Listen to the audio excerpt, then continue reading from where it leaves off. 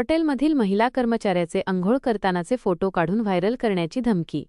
महिलेचे photo viral करण्याची धमकी देत महिलेवर हॉटेल मालकाचा लैंगिक अत्याचार. महिलेच्या तक्रारीवरून हॉटेल मालकावर गुन्हा दाखल, आरोपी मालक अटकेत.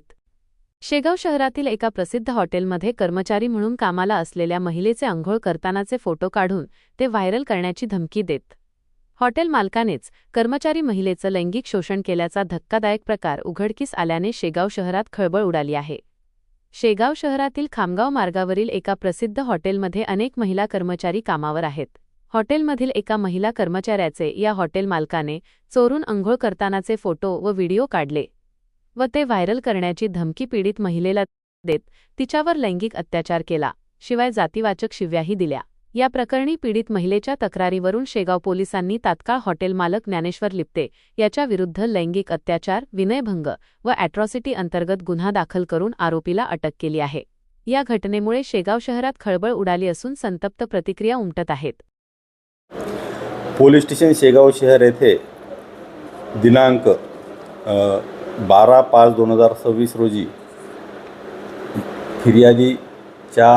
फिर्यादीवरून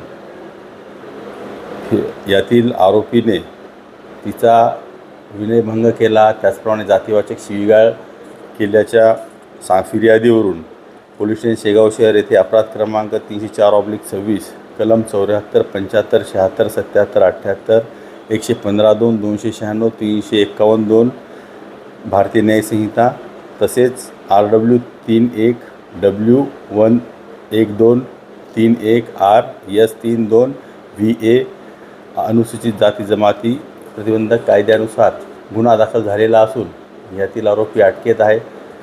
त्याला पुढील कायदेशीर कार्यवाही करण्याकामी न्यायालयात हजर केलेला आहे आणि यात पुढील तपास माननीय ADDPO साहेब प्रदीप पाटील साहेब करीत आहेत.